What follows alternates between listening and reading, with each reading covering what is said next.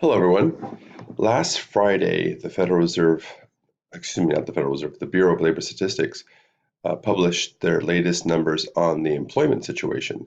They published numbers for July employment, and this was in the news a great deal. And it has lots of implications with the Federal Reserve and interest rates, and that's something that we're going over right now in macro, and it is also something that we've covered extensively in the History 50 class when we talk about the financial crisis. So let's take a look at the data. Now remember, the payroll employment report, the payroll employment report is really, think of it as an umbrella report. The reason why I say it's an umbrella is because the payroll employment, the employment report has two sets of statistics. One set of statistics is conducted, or it's compiled by a survey called the Establishment Survey.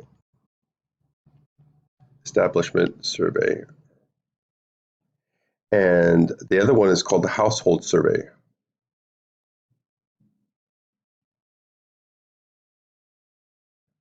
And these two surveys, for example, the Establishment Survey, that surveys employers.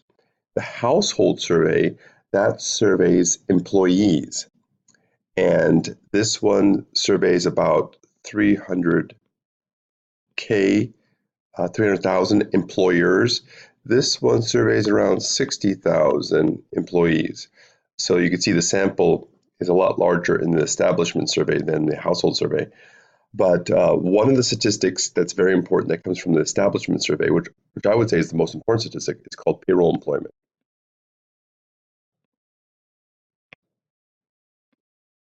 And that's this one right here. Let me make my line a little bit thicker.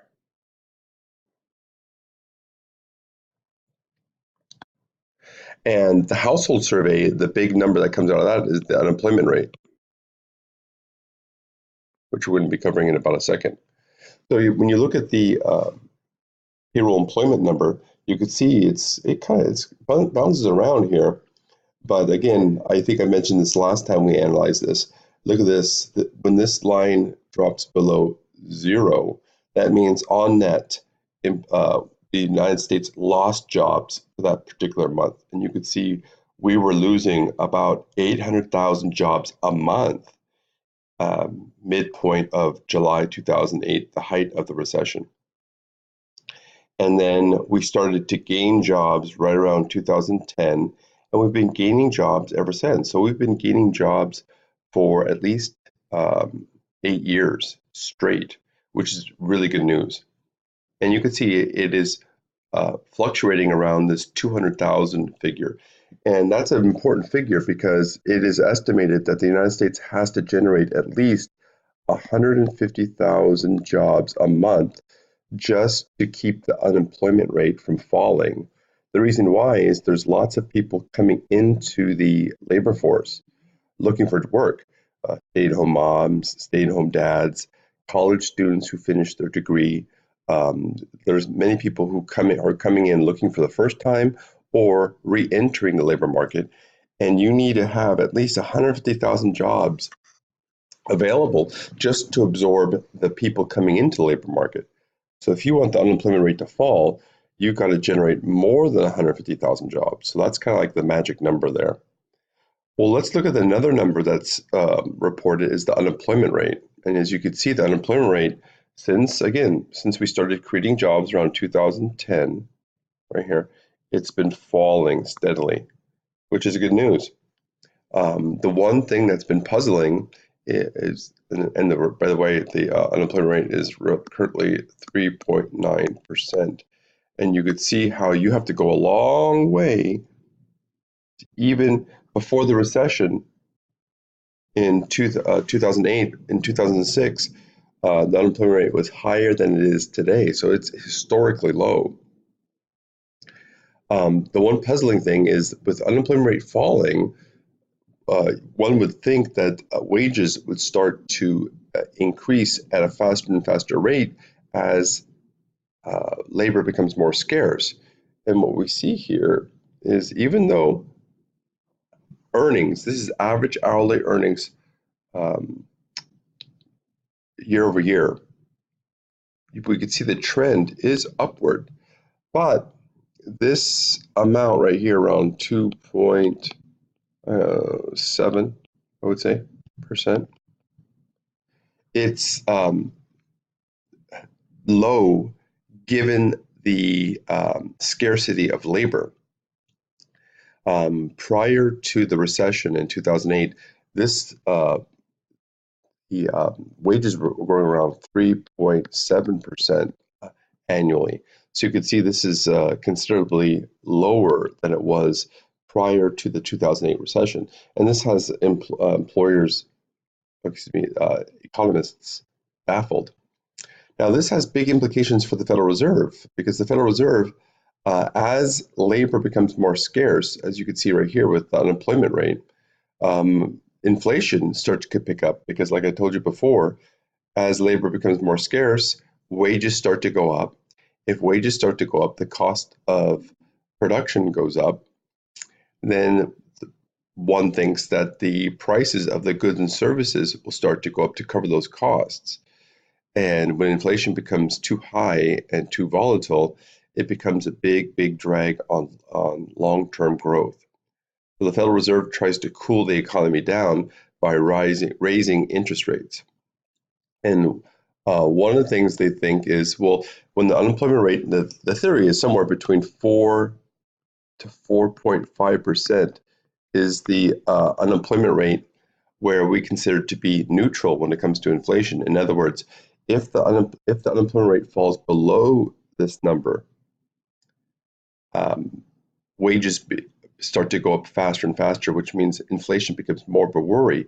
So the Federal Reserve historically will start to raise their target interest rate, called the Fed funds rate, once unemployment rate drops below 4.5%. And you can see it is there. And I've got an interesting way to analyze that. If we go to the Fed economic tool, let me bring this up here. I'm going to enlarge this, hold on. So this is FRED, the Federal Reserve Economic Data, and let's play around with this to see if the Federal Reserve will start to raise their interest rates. Well, one thing I'm going to do is I'm going to, in the search box, I'm going to type in the unemployment rate, and spell it right. Hit enter. Oh, wrong link. Try that again. Again, this is where I wanted to be, the Federal Reserve Economic Data site, unemployment rate. Hit enter. And you can see I want the civilian unemployment rate, seasonally adjusted, and I'm going to click to add to graph. And this is the thing we just saw. So you see 3.9% July 2018. I'm going to narrow this a little bit so we don't see so much data. Let's look at over the last two recessions. Now let's look at the Fed funds target rate in terms of how the Federal Reserve has reacted in the past with the unemployment rate dropping like this. So what I'm going to do is I'm going to click in Edit Graph, and I'm going to click Add Line, and I'm going to type in Fed funds target. And I'm going to click on, this one goes back further. And by the way, it's discontinued. I'm going to show you a little way around that. I'm going to click on Add Series. And you can see this is how the Federal Reserve reacted when they saw changes in the unemployment rate. And I just want to draw your attention to this area right here. Sorry for this graphics popping up. But you can see that the unemployment rate is falling around 2003. That's this right here. It's falling, right? And as the unemployment rate's falling, you could see the Federal Reserve starts to raise their target rate. They're raising interest rates. And you could see that they started to lower the rates when the unemployment rate was at about 6.3%, and it started to fall. And that gives you a kind of clue that the unemployment rate is 3.9% now. And then they're holding it steady, and then the United States starts to go into recession and unemployment rate starts to climb. And as a result, they're trying to speed the economy up and they start lowering their target. But again, they started to discontinue this right around November 2008. The reason why is they stopped having one target and they started to have a range. So what we can do is we could add a line and go Fed funds target.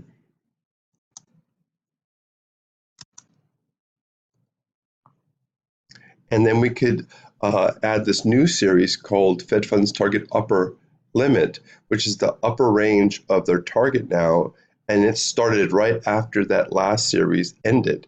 So I click there, I click add series, and look, we could see we have a nice continuation here. See? And you can see the Federal Reserve lowered it to virtually 0% for the longest time. And then let me maximize this. And you could see that the unemployment rate is falling, falling, falling, falling, falling. Just at the start right here in November 2015, they start to raise their target rate slowly, right? And it's been inching up. In the last meeting, they kept it steady, but the unemployment rate has fallen. So will the Federal Reserve continue to raise rates? Well, one way to figure that out is the general consensus. Let me go back to the general consensus is the Federal Reserve will continue to raise rates as if the real Fed funds rate is negative. Now, what do I mean by negative? Well, the Fed funds target rate, Fed funds target, is what we call a nominal rate. It's not adjusted for inflation. If you subtract the inflation rate,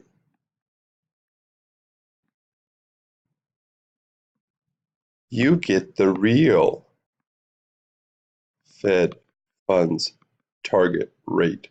And that's basically the Fed funds target rate adjusted for inflation.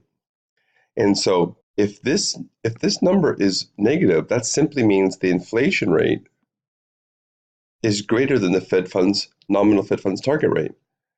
So let's see if the Fed funds target rate, the real Fed funds target rate, is negative. How do we do that? Well, all I have to do is subtract the inflation rate. Let's use CPI, Consumer Price Index, as a representation of inflation. And I could do that doing little tricks with this graph. So I'm going to click on Edit Graph. I'm going to move this over a bit so you can see what I'm doing here. And I'm going to go to, this is the Fed funds target, right? I'm going to go to here, and I'm going to type in CPI. Oops, CPI. And here's the Consumer Price Index. I'm going to click that, and I'm going to click Add right here. Let me make it so you can see more what I'm doing here. And I'm going to change this to a percent change from a year ago. And then you can see that the Fed funds target rate, it's calling it A, and the CPI, they're calling it B. So what I'm going to do here is I'm going to scroll down a little bit. I'm going to type in A minus B, which is the nominal Fed funds target rate minus the inflation rate, which will give me the real Fed funds rate. I'm going to click Apply and watch the graph here. When I click Apply.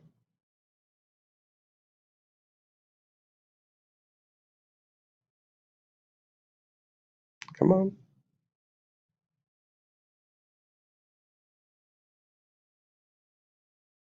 Oh, there we go. Let me close this now, right here. And so this is, When this green line is below zero, that means that the real Fed funds rate is negative. And the rule is, if it's negative, it's considered to be stimulative to the economy. And if you want the economy to slow down, the Federal Reserve has got to raise rates until this green line is above zero right here.